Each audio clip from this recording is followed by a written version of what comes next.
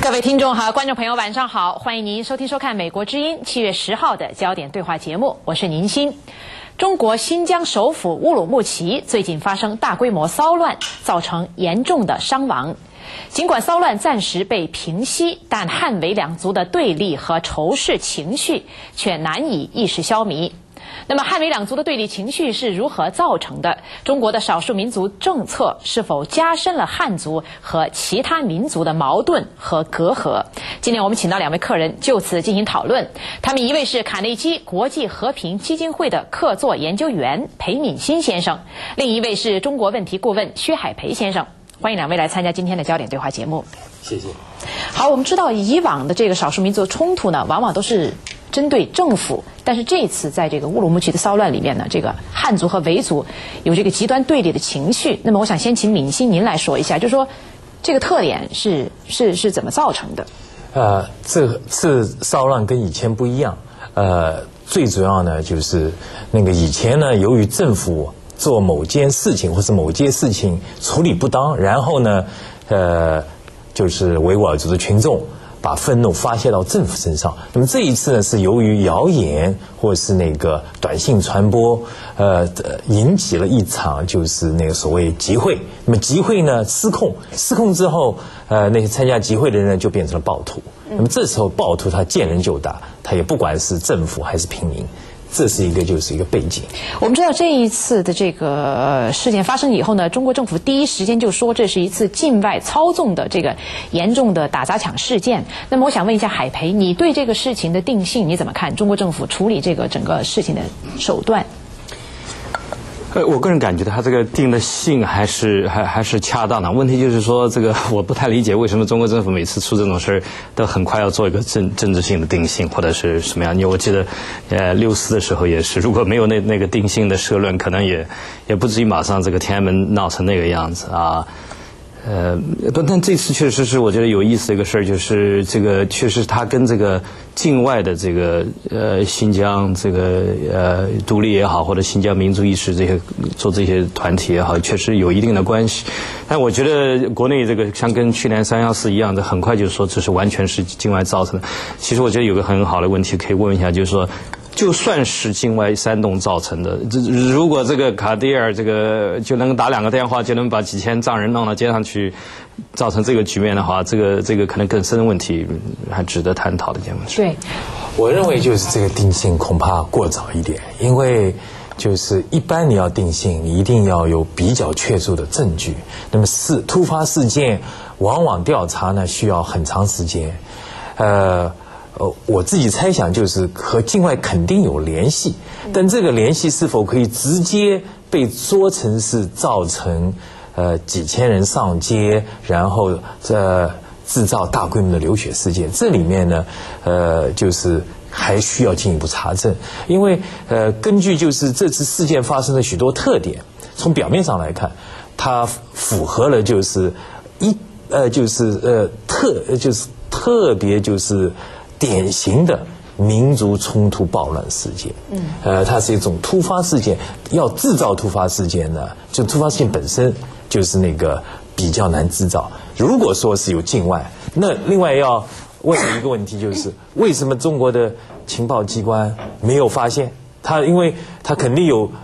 就是各种各样组织，对，你为什么就是说完全没有察觉？对，就是那是情报失误。如果是这样的话，就是说政府也应该进一步追究，就是这政府内部的失职。我们知道海培刚才也提到，就是说呢，即使有境外的影响，那么你一呼百应之间呢，就发生那么大规模的冲突，说明这个对立的情绪或者仇视的情绪不是一天两冰冻三尺非一日之寒哈。那么我想从我们刚才说到这个民族政策来检讨一下。我们知道中国的政府至少自己是认为，他对少数民族有很多的优惠的政策，对新疆或者西藏这样的地区有很大的这个资金投入。可是为什么没有加强这些地区少数民族的这个向心感或者对国家的认同感？那么海培，你认为问题何在？这确实是个很大的问题，这个问题也挺复杂的一个问题。我觉得这个确实在新疆也好，维吾尔族也好，在这个西藏也好。西藏问题我稍微了解的多一点，这个不能说政府的投入不大，也不能说政府不太关心这个种族关系问题。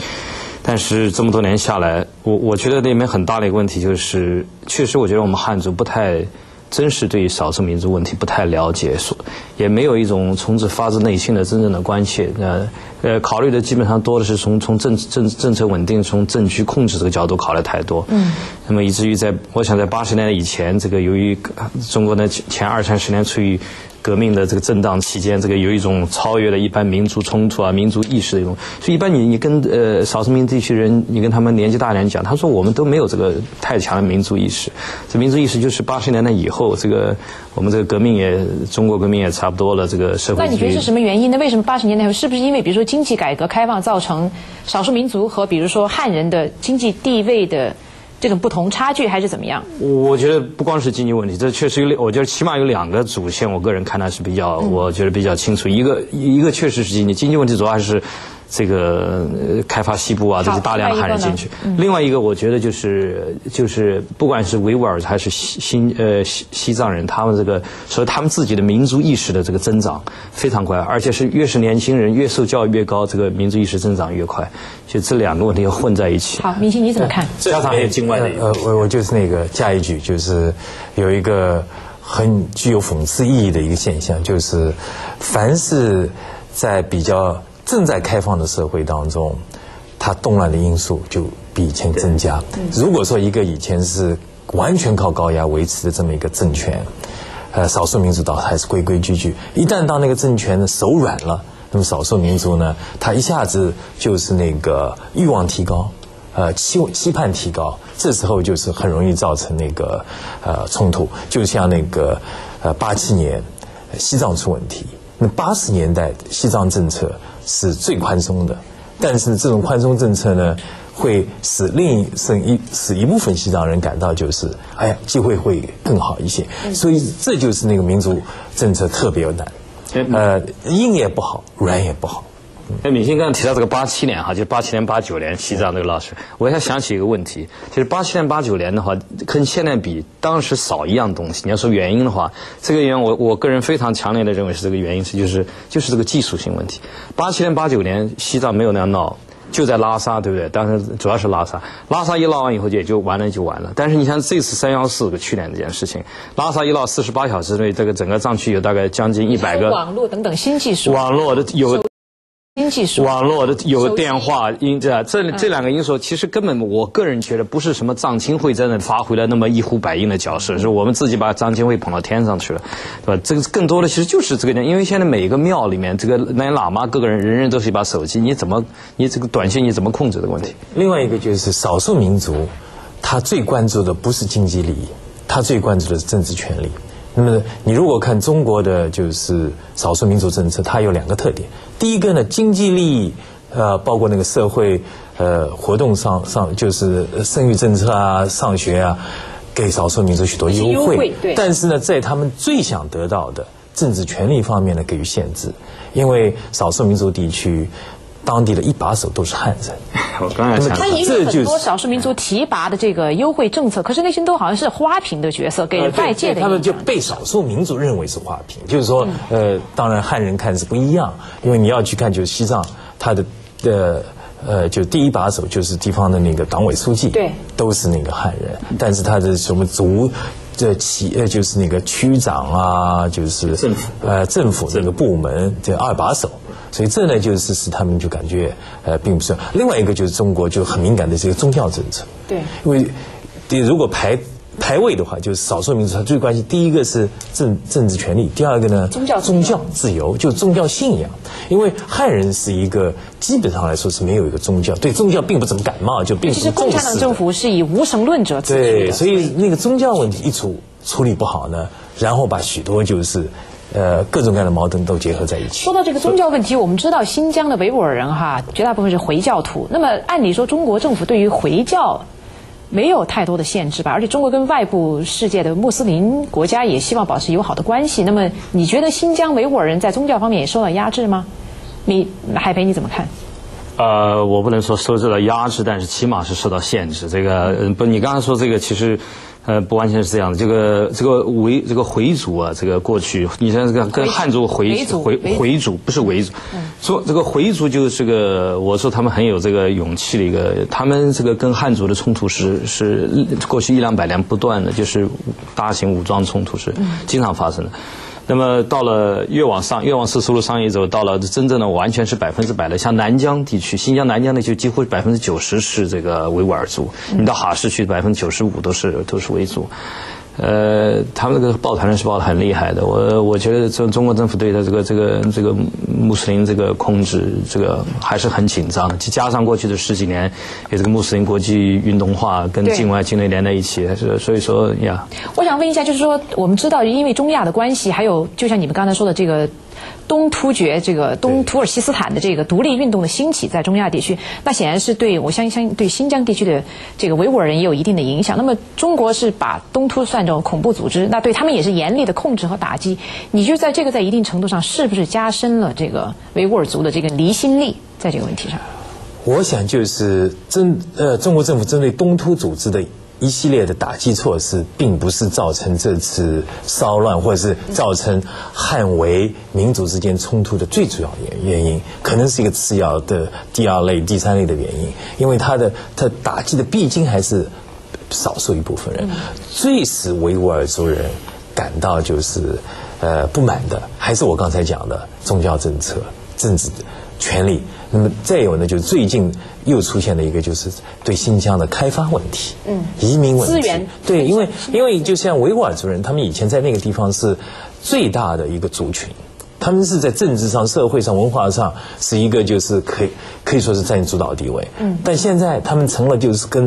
从人数上来讲跟汉族差不多，那么他们的就是政治优势、社会文化优势都丧失了，这是他们感到十分的不满。就我给美心补充一个，我看了一下资料，这个1949年，汉族在新疆是只有6%。6%。你是6年级的话，当然还包括大概1-2个百分点的回族啊，还有其他少数民族，你加起来90%-80%多都是维吾尔族，对吧？2000年呢是已经到了汉族超过40%。你明年的这个人口普查，70%以上都是汉族人。对，我80年代初我做旅游时，我经常去新疆。那个是乌鲁木齐，我们去的时候你在给我们介绍，我现在都记得，就是一半一半。当时就老子就是一半一半，现在就是你看又多了20%。我们刚刚都是从新疆的角度来讲，我想从汉族的角度来讲一下，就是刚才你们2位提到，就是说确实承认中国政府对于比如说维吾尔族这样的少数民族有一定的优惠政策，比如说计划生育政策，还有高考等等入学方面一系列的。那我就想，这样的政策你认为是不是一个好的政策？就是说，这个是不是反而在一定程度上加深了这个种族的界限？就好，你是那边的人，我是这边人，那么我可以照顾你，或者说反而对汉人也造成一定的心理影响，就觉得我们为什么要对这些维族人来照顾和优惠？那么你们怎么看？对，我认为这种政策应该取消。这种政策呢，就是就是使这种不同的民族认同变成制度化。反而是一方面呢，你想它造成后果，一方面它不能就是使维族人感到满意，同时呢使汉族人感到十分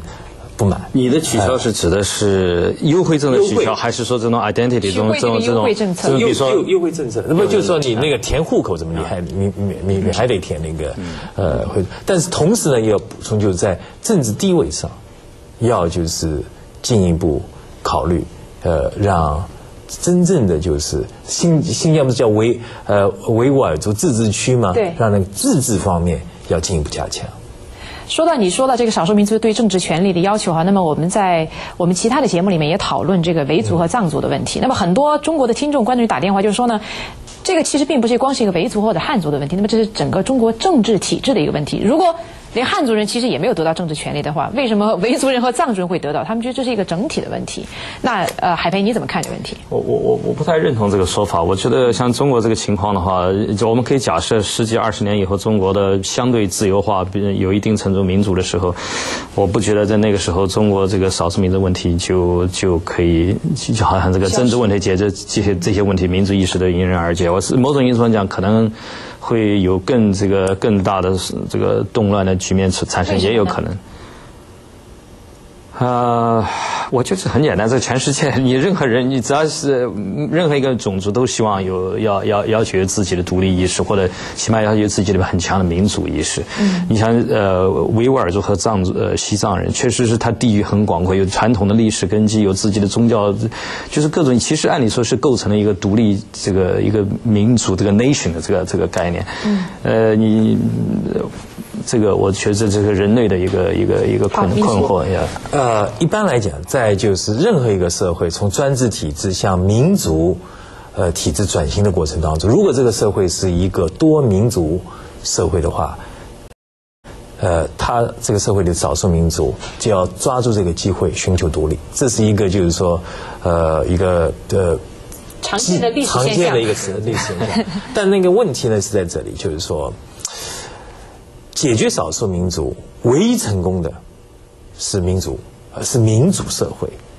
但是呢，就是在这个过程当中，如果中国要民主化，在这个民主化过程当中出现少数民族要闹独立，那肯定会出现流血事件。那么这就会成了今后就是说解决中国民族问题的一个悲剧。因为中国要朝那个目标迈进。到了那个目标才能够解决中国的那个民族冲突问题，但是在那个过程当中，少数民族等不及会出来，这就是今后10年、20年当中，中国会碰到最严峻的问题，一个很严峻的问题。我想了下，我想也没想清楚这个事儿。这个你是天天做研究的，这个有没有一个比较好的例子，说在相对民主自由的国家里面，如果这个国家里面有个比较强势的一个少数民族能够和平共处的挺好的。几乎没有。对啊，因为你就看那个前苏联、南斯拉夫，都有这么土耳其，就是帝国崩溃都有这种。以前连西欧这个比利时要分掉了，对吧？这个北比利时和南比利时要分了，这个西班牙也是这样子。我想问你们两位，就是刚才因为敏欣讲到这个中国未来几十年面临这个民族问题的这个解决哈，那么我想从这个民众心理来看，我们知道就是相当多中国民众啊，如果是即使是对中国的政治体制或者是对中国的现实不满的民众，但是他们在新疆或者西藏疆独，尤其是疆独和藏独问题上，他们和政府站的立场都是比较一致的，都比较接近，都认为应该严厉的打击这个疆独和藏独。你甚至看到一些民运人士所谓都是实际上是反对疆独和藏独的。那么海培，你怎么解读这种现象？对呀，我想说一个印象。我这2天在网上看了几篇这个文章，看了文章以后就关于新疆那个事，然后底下还有很多这个网民跟贴。对。比如说我们美国的这个网底下跟贴的10几20个，几乎是90%左右的，但我估计这些都是汉族了，这个全部是用非常这个激情化的语言，就比如说要把新疆人干掉啊，就是弄光了。我觉得是很可怕的一件事情，就是说这个。当然，这次事件对汉族的刺激是很大，这包括我本人，我也看那些图片，简直我不知道你们看到没，惨不忍睹的一些图片，不可思议的图片。但是你能看到，在海外的已经说是相对自由、这个教育程度那么高的一批华人或者中国人，能够对这样一件事情是这么非常不理性的。我说实话，美国9·11以后，我都没有看到过这个美国人像这样子而且美国人互相不断的提醒这个对方，对吧？我记得。敏欣，你觉得是怎么回事？你觉得跟中国政府在这方面应不应该负一定的责任？中国政府有一定的就是责任，这主要是官方宣传。官方宣传历来就是并没有真正的让就是中国的汉族了解那几个地区的西藏、新疆的他们的独特的历史，他们和中国之间那个关系，因为那个关系很复杂，是专家都不一定1小时内讲清楚，那可想而知。再有一个呢，中国人的所谓大一统这种文化传统根深蒂固，因为你只要是汉人，那我完全能同情他们的，他就要一个大一统的中国，因为他只有中国大、中国立，在世界上的那个地位就会得到尊重。况且就是新疆跟西藏都是战略要地，如果中国失去新疆跟西藏，没法想象中国的国家安全民族自尊。我们知道，说到这个，刚才海培提到这个不理性的情绪哈，那么其实我们知道在75事件发生之后，乌鲁木齐发生这个死了100多人的事件之后，实际上据现在流露出来的消息来看，死的多数是汉人。可是当时呢，中国政府一直把这个信息掩盖着。那么现在据说这个解释呢，就是说因为怕这个消息传出来以后造成汉人的反弹。那么我想问一下，你觉得这种办法是弄巧成拙呢，还是说真的在一定程度上确实延缓了这个民族情绪激烈的爆发？在当时那种情况下，你们两位怎么看？